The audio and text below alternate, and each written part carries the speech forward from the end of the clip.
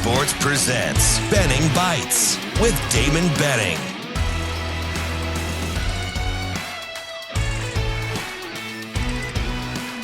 Benning Bites with Damon Benning. Another episode of Benning Bites. We appreciate you. Thanks for being a part of what we do, not just me. My man Andrew Rogers, great follow at Andrew Rogers CC. Like, we're rolling, we're hitting stride. Really appreciate you fine folks hopping on board. However you get us, Apple, Google, Spotify. We are here for you. Yes, I'm a child. I put my hands in my shirt sometimes, so don't worry. I'm not trying to weird you out.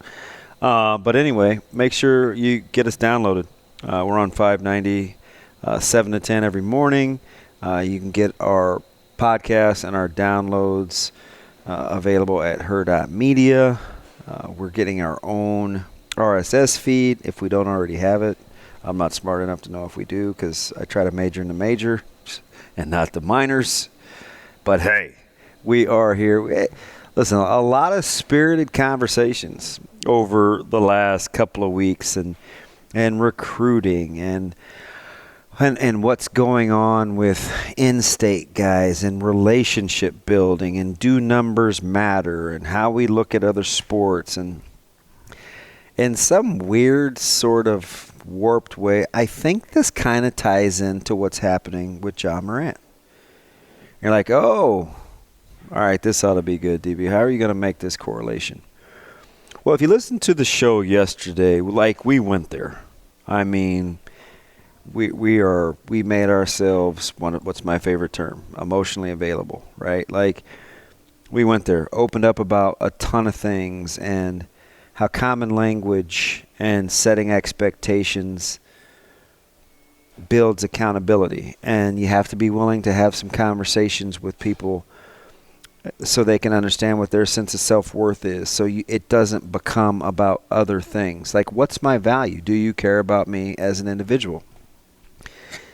And it's funny, too, because, that's how I feel about recruiting. If you've heard the last week or so, we've talked a lot about relationship building. And a lot of times I use Nebraska as a frame of reference because, number one, not only is that not where I'm located, but it's also who I know the most about, right? And, yeah, I talked to a lot of other schools, just talked to 3 yesterday, right? And it's interesting because the schools that were here yesterday, Wisconsin, K-State, and Nebraska, right? Wisconsin's been here a couple times in just a few days. K-State, I think they're going to be a problem. Why do I feel like K-State and Wisconsin are going to be problems?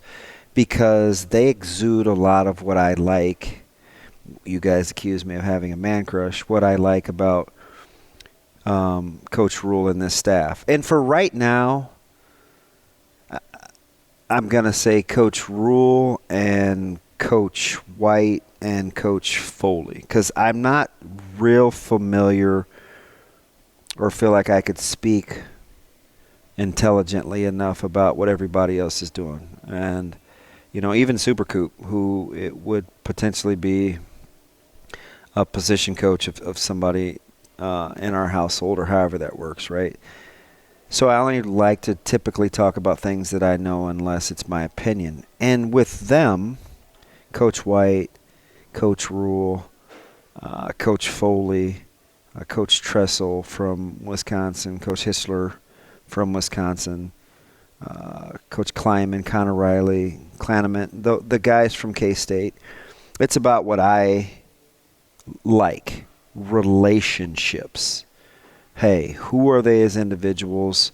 What are we doing? Talk to me about, Christian Jones or Trevor Spady or Anthony Rizak or Caleb Benning or whomever, right? And it's not just, hey, I know your son had 90 tackles as a sophomore or whatever. It's like, talk to me about them as individuals. Because right now we're in a day and age where it's about fit and self-worth. And you're like, whoa, how do you all of a sudden fast forward to self-worth? Well, because when you're recruiting and you talk about relationships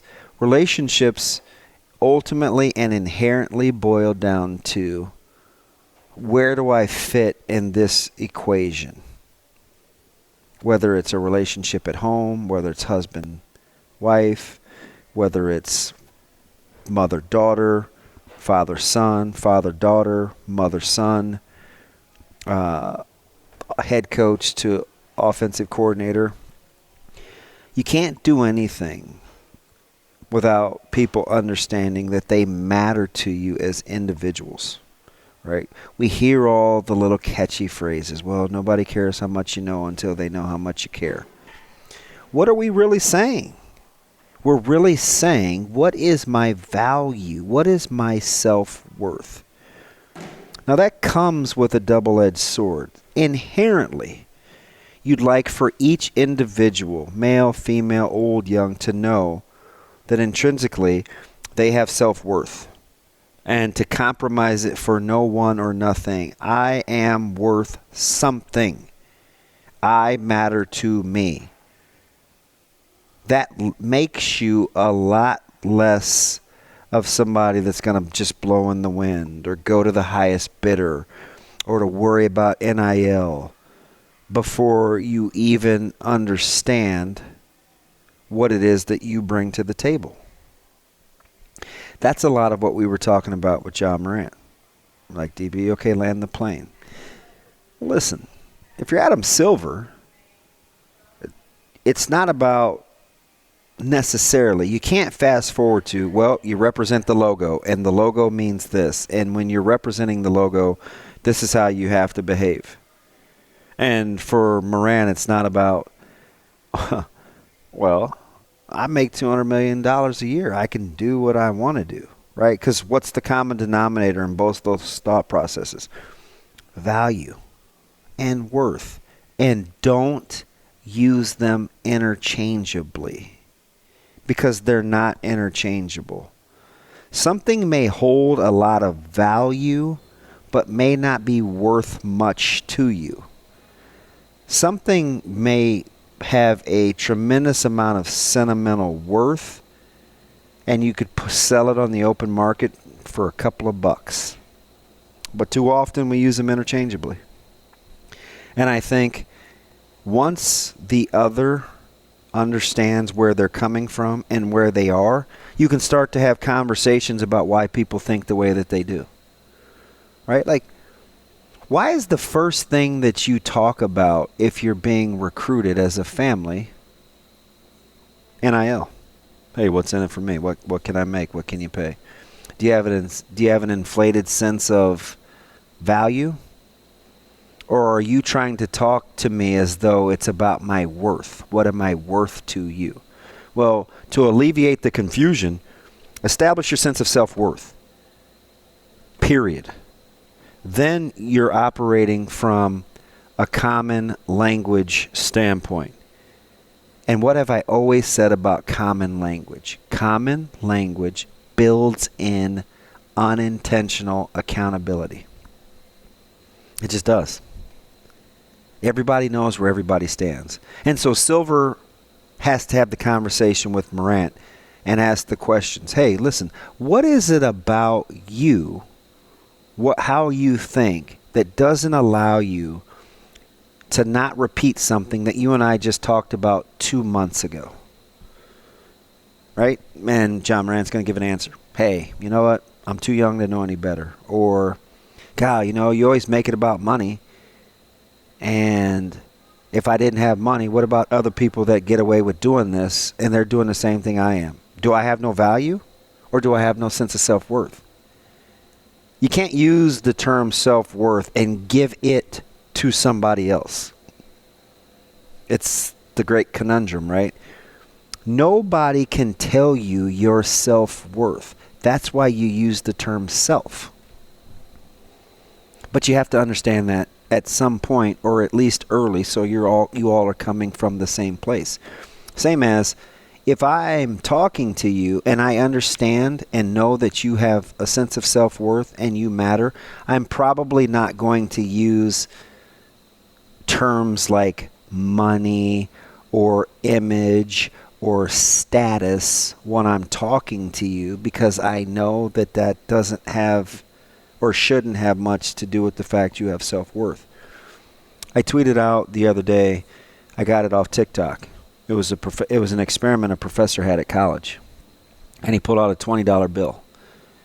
And he said, hey, how many of you want this $20 bill? And everybody raised their hand. And then he crumpled it up. And he said, hey, how many of you still want this $20 bill? Everybody raised their hand. He threw it on the ground and he stepped on it. And he said, oh, it's dirty. And he uncrumpled it. He said, how many of you want it now? Almost went as far as to spit on it. Hey, how many of you still want it? People still raising their hand. And he said, see, this is a lot like your value, your sense of self-worth. Sometimes we feel like we're stepped on. Sometimes we feel like we're left for trash. Sometimes we feel like we've been spit on and disrespected. But the value of the $20 bill didn't change. You still wanted it, which is how you have to think about you as an individual. My sense of self-worth. Hey, I matter. Because once you understand that you matter, then it just becomes a conversation on what level relative to what you aspire to do, right? And that's a common starting point to have dialogue between two individuals. But you're operating under the basic premise from the jump that I matter. You guys ever had conversations in relationships where you act as though that person doesn't matter? Those conversations don't go well. But when you acknowledge that they matter in the grand scheme of things, if nothing else to themselves, it changes your delivery. So why is that so hard for us to do? Big example between the difference of simple and easy. Simple concept, not easy to pull off. Which brings me to recruiting. Well, DB, how does John Morant relate to recruiting? Well, it's all about relationships. If it's about NIL, if it's about television exposure, if it's about falling in love with the recruiting process as opposed to loving yourself and the task at hand, see how easy it is to get distracted? And then all of a sudden both parties are off. They just are. You can't arrive at a meeting point. And so when I use those aforementioned schools as an example, just because I know them real well off the top of my head, they're trying to establish relationships. You know, I was talking to Coach Rule, and again, I mean, there's full disclosure, right? Like, no secret. I'm a fan as an individual, like as a person. This is just deeper than a coach. Like, that's somebody who I would let like be around my kids or to take them for a certain amount of time. And I think like when I get them back, they'll be better than when I left them. See, that's important. But why though? You know, he can say things like, you know, the longer I'm in this deal, the more that I think parents and guardians matter. Because when you're dealing with young people and you start talking about that sense of value and self-worth, there's so many built-in disciplines in that. If you can reach a basic common element, a mutual understanding that you matter, you know what you'll be less inclined to do? Cheat the game. Skimp on a practice. Skip 2-3 workouts. Things like that. Well, what do you mean? Well, like if I know that I matter and I have value and I am important to me, see, I'm not going to waste your time and I'm certainly not going to waste mine.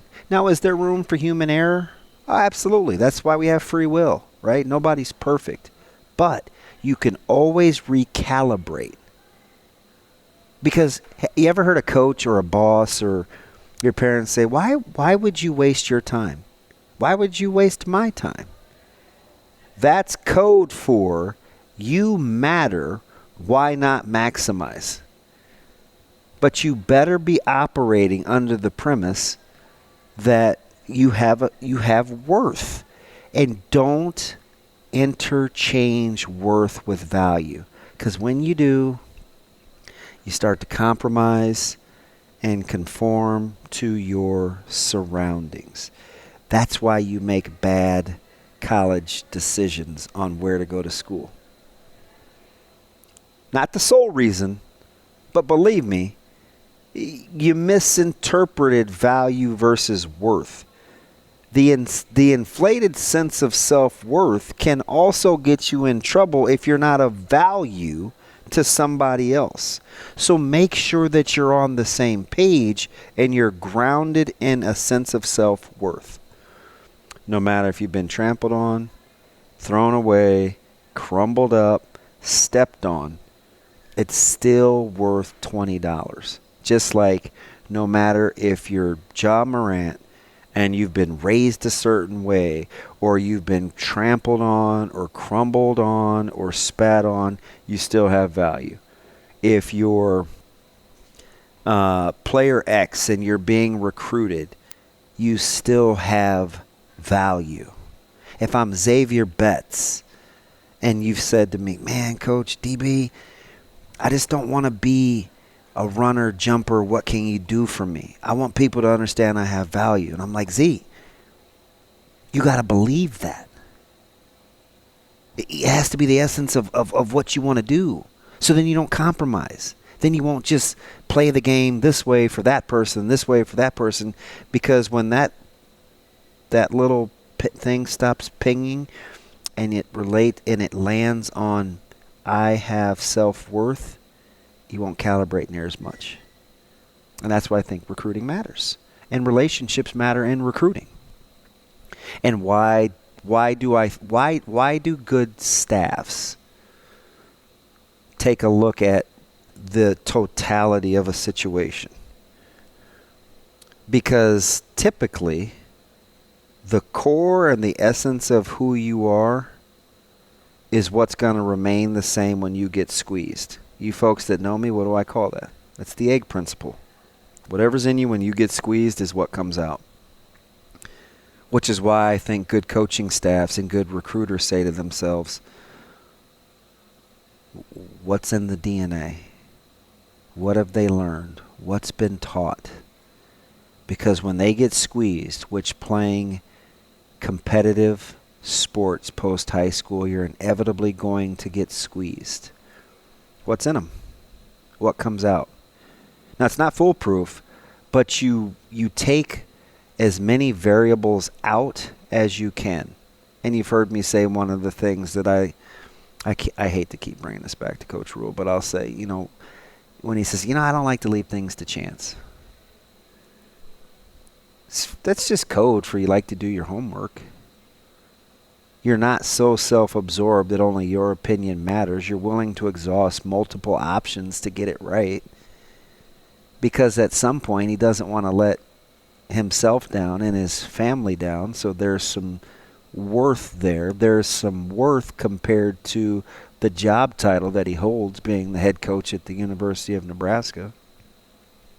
So it doesn't matter what the vantage point is or the hierarchy. Boss to employee, coach to player, husband to wife.